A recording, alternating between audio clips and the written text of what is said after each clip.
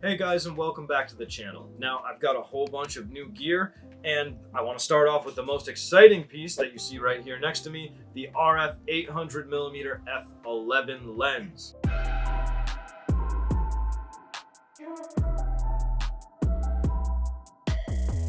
Now I held off for a long time from getting this lens. I didn't know whether I wanted to get something that was f11. It's going to force me into high ISOs. Is it even worth it?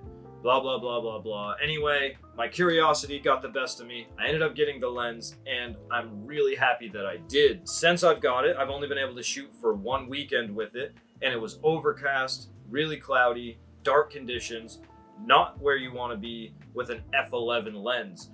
But I can say that I am pleasantly surprised how well it performed in non-optimal conditions. So I'm really excited to see what happens when I get out on an actual bright day. Now I'm showing you images that I got here, and the one here of the Bluebird was really impressing me. Why? Because I shot this at 1/160th of a second, and it was tack sharp. So the stabilization works really good. The autofocus is really good. It's not the fastest autofocus that I've ever experienced, but it's adequate. It's fast enough. It tracks birds in flight really, really well. It's very, very accurate.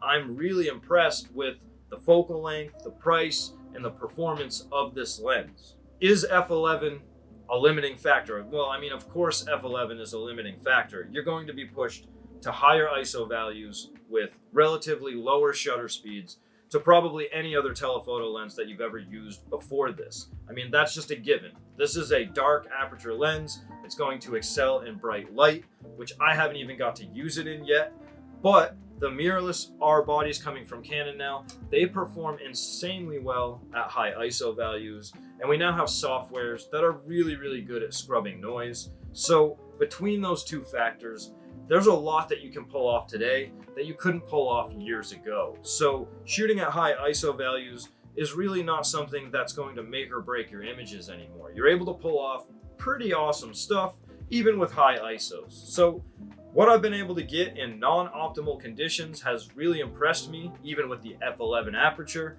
And again, I'm being pushed to ISO 5000, 8000, sometimes 10,000. And I don't want to be at 10,000, especially if I'm shooting with my R7. But you know what? My R6 Mark II can handle that just fine. So the other really cool thing about an 800mm lens is it makes using my full frame sensor, my R6 Mark II camera, a viable wildlife option for me now, which I really haven't been using that camera until I now have this lens. So that's really cool in and of itself, is that now I can use my full frame camera to shoot wildlife and take advantage of that really good, really high ISO performance that Canon's getting out of the R6 Mark II sensor.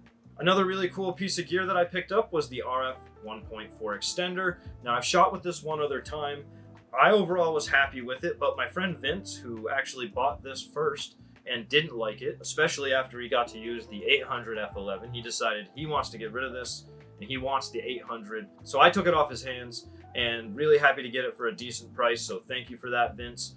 And now we're going to be able to compare using the extender, the 1.4 extender, with the RF 100 to 400, which interestingly enough puts you at f11, just like the 800. So what would be the better option? You want to go for the lightweight extender with this lens?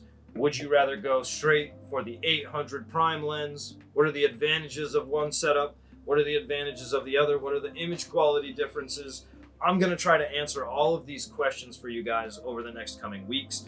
So it's very exciting to finally get all of this gear. Now, one other piece of new gear that I got for the channel is the SmallRig Cage that you see here on the R6 Mark II. There was no cage at all for this camera body up until now. I pre-ordered it off the SmallRig website, and it came in just today. So I'm assuming this is the first shipment of the SmallRig Cage for the R6 Mark II in the US. So very, very nice to see that we finally have a cage for the body. It's very reminiscent of the R7 SmallRig Cage. So if you've seen that, you can know what to expect with this one. One cool feature that they're now doing, that I'm noticing with the R7 and now with this cage, is that they're including these little lock tabs. It's a little bit of a finicky pain in the butt because I do have to change my anchors off the body and put them onto the cage. It takes a little more time when I'm switching back and forth, but that's okay because it makes this cage perform so much better having a fixed point at 2 points at the top of the body and then the traditional screw at the bottom of the body. This cage is totally tight, does not move at all like the other cages when I would load a lot of stuff on top. If there was no fixed point on the top side here, it actually kind of pulled it forward. And I actually was like tying things around here and kind of makeshifting this. So it's nice to see that they're actually including this in all their new cages. So just wanted to point that out, guys. I now have the RF 800mm f11, the RF 1.4 extender, and the SmallRig Cage for the R6 Mark II. So bunch of exciting new gear for the channel. There's gonna be a whole bunch of reviews about the specific gear. There's gonna be comparisons about different setups. So if you're interested in any of that, make sure you go below, subscribe, click the notification bell, and I'll see you on my next video.